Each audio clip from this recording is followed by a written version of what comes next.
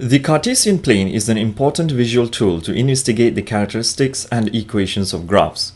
What is the Cartesian plane? Drawn here is a two-dimensional, that is 2D Cartesian plane, thus two axes 90 degrees to each other, one horizontal and the other vertical. In our example here, we have chosen to name the horizontal axis as the x-axis and the vertical one as the y-axis. The two axes cross each other at the origin and have numerical markers on them to indicate how far each of those markers are from the origin. The origin is the 0, 0 point that splits each of the axes into positive and negative parts. This is the positive x-axis, the negative x-axis, the positive y-axis, and the negative y-axis. This results in four quadrants called the first, second, third, and fourth. Each point on the Cartesian plane has its own address, called its coordinates. The coordinates gives the exact location of the point from the origin in terms of x and y distances and directions. The coordinates are written as comma-separated numerical values enclosed in a set of brackets. Let's pick a point on the plane and derive its coordinates. Let's pick this point over here and call it point A. The coordinates, that is the address of point A, is written as two numerical values separated by a comma and enclosed in brackets. What are then these two numerical values in the case of our point A? The first numerical value is called the x-coordinate of A, and it takes the value from the x-axis to which the point A is aligned vertically. The x-coordinate of A is therefore 3. The second numerical value is called the y-coordinate, and it takes the value from the y-axis to which the point A is aligned horizontally. The y-coordinate of A is therefore 4. The coordinate of point A is thus written as 3, 4, or simply stated with a pause, 3, 4.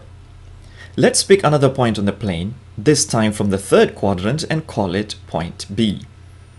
The coordinate, that is the address of point B, is written as two numerical values separated by a comma and enclosed in brackets. What are then the two numerical values in the case of our new point, point B? The first numerical value is called the x-coordinate of B, and it takes the value from the x-axis to which the point B is aligned vertically. The x-coordinate of B is therefore a -5. The second numerical value is called the y-coordinate, and it takes the value from the y-axis to which the point B is aligned horizontally. The y-coordinate of B is therefore a -5.5. The coordinate of B is thus written as -5, -5.5, or simply stated with a pause, -5, -5.5. So far we have seen points that are away from the two axes. But now let's take points on the axes themselves. We have C and D on the x-axis and E and F on the y-axis. For point C, the x-coordinate is 4, while the y-coordinate is 0 because it has no vertical displacement. For point D, the x-coordinate is a -5.5, while the y-coordinate is 0 as well because it too has no vertical displacement.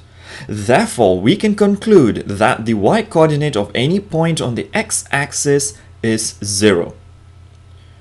For point E, the x-coordinate is 0 because it has no horizontal displacement, while the y-coordinate is 6. For point F, the x-coordinate is 0 as well because it too has no horizontal displacement, while the y-coordinate is -3. Therefore, we can conclude that the x-coordinate of any point on the y-axis is 0.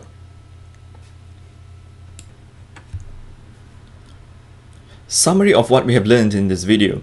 Point number 1. The 2D Cartesian plane has two axes at 90 degrees to each other, one horizontal and the other vertical. Point number 2. The axes are given names, and usually the horizontal axis is called the x-axis and the vertical one is called the y-axis. Point number 3. The origin is the 0, 0 point where the axes intersect. Point number 4. The coordinate of the point gives the address of the point and is written as x-coordinate, y-coordinate, and an enclosing bracket. Point number 5. The y-coordinates of points on the x-axis is 0 and the x-coordinates of points on the y-axis is 0. Point number 6.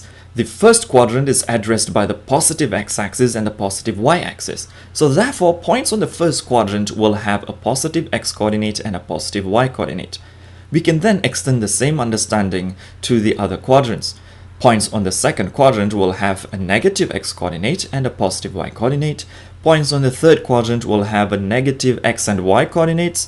And finally, points on the fourth quadrant will have a positive x-coordinate and a negative y-coordinate.